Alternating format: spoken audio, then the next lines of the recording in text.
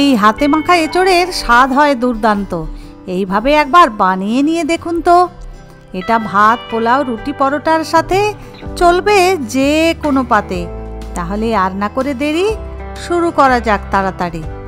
হাতে তেলটি মেখে জলে তেল দিয়ে এঁচোড় বাবুকে ডুমো ডুমো করে নিয়ে সোজা ফেলুন জলে। লালচে হবে এদের অঙ্গ নইলে।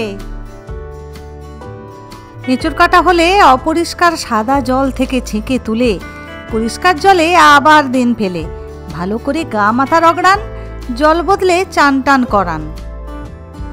অতঃপর কড়াইটি গ্যাসের ওপর বসিয়ে পরিমাণ মতো জলটি দিয়ে 2 কোয়া রসুন কুচি, অল্প একটু আদা কুচি দিন নামিয়ে।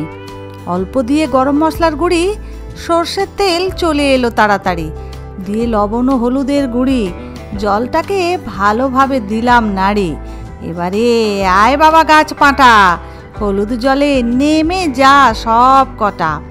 এভাবে ফ্লেভারফুল হবে এঁচোড় টুকরোদের ভেতরটা। অতঃপর চাপিয়ে দিয়ে ঢাকনা, এঁচোড়কে অল্প ভাপিয়ে নিন না।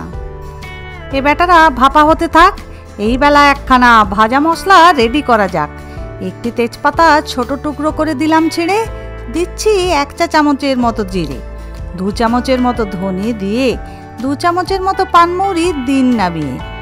2 টুকরো ছোট দালচিনি, জায়ফলের টুকরো একটুখানি, লবঙ্গ 2-3টি, ছোট এলাচ 5-6টি, 1/2 চামচের মতো মেথি দানা, 10-12টা গোলমরিচের দানা দিন গনিয়া গনিয়া।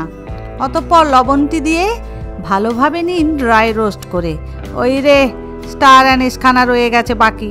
তবে আর কি, নামাও বেটাকে। বেশ করে লো ফ্লেমে শুকনো খোলায় নাড়ো সব কটাকে। ভাজা মশলার সুবাস ছড়ালে ঠান্ডা করার জন্য প্লেটেতে নাও তুলে। এবারে যাওয়া যাক এঁচোড়ের কাছে। সব কটা ভালোভাবে ভাপানো হয়ে গেছে। অতঃপর জল ছেঁকে ছেঁকে ডাঙায় তুলুন। তাপ কমে শীতল হওয়ার জন্য রাখুন। একটি কড়াই গ্যাসের ওপরও বসিয়ে 2 চা চামচের মতো সর্ষের তেল দিয়ে 8 কোয়া রসুন দিন নামিয়ে। 1/2 ইঞ্চি আদা কুচি বলে, এবারে আমি যাই। 2খানা পেঁয়াজ বলে, আমিও পিছিয়ে আসছি ভাই। দিয়ে 2টি টমেটোর টুকরা, এলো 5-6টি কাজু ও 1 টেবিল চামচ চার মগজরা। খুন্তির চালু করে খন্তানি, সবাইকে ভালোভাবে নাড়ান দেখিনি। লঙ্কার গুঁড়ি দিয়ে 1/2 চামচের মতো, হলুদ গুঁড়ো দিয়ে লবণ দিন স্বাদ মতো। খুন্তি দিয়ে ভালোভাবে সব কিছু মেশান। অতঃপর ঢাকনাখানি চাপান। বেশ কিছুক্ষণ পরে ঢাকনা তুলে দেখুন তো টমেটোরা গলেছে ঠিক মতো। অতঃপর একটি পাত্রে তুলে রাখেন আর হাওয়া খেয়ে খেয়ে এদের ঠান্ডা হতে দেন। একটি মিক্সির বাটি নিয়ে ভাজা মশলাটা নিন ভালোভাবে গুঁড়িয়ে। কষে রাখা মশলাটা ঠান্ডা হলো, তবে আর কি মিক্সির বাটিতে ফেলো। 2 চামচের মতো দই দিয়ে ঢাকনাটি লাগিয়ে মশলাটা নিন ভালোভাবে পিষিয়ে। কড়াইতে সেদ্ধ এঁচোড় নিয়ে এঁচোড়ের ঘাড়ে আলুর টুকরোদের দিন নামিয়ে।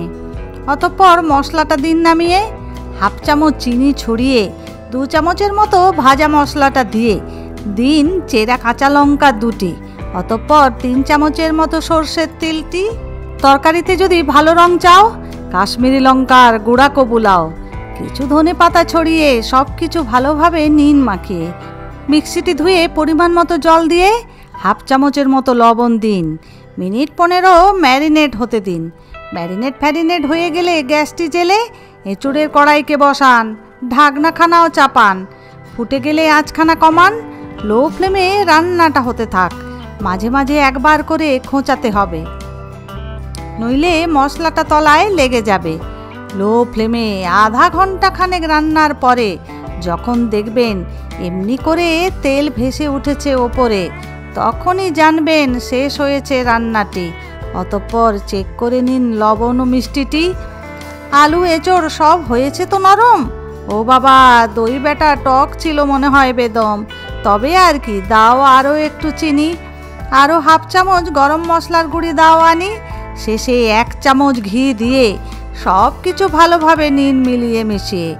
একখানি ঢাকনা চাপিয়ে থাক তরকারিটি কিছুক্ষণ স্ট্যান্ডিংয়ে। বাই দ্য ওয়ে, আমি শ্রাবন্তী আর তোমরা দেখছিলে কিচেন ক্যানভাস। আজকের ভিডিওটি যদি ভালো লেগে থাকে প্লিজ একটা লাইক করে দিও, আমাকে কমেন্ট করে জানিও কেমন লাগছে তোমাদের। আজ তাহলে এই পর্যন্তই, দেখা হচ্ছে আগামী দিন অন্য আরেকটি ভিডিও নিয়ে। সবাই ভালো থাকো, সুস্থ থাকো, সবাইকে অনেক অনেক ধন্যবাদ।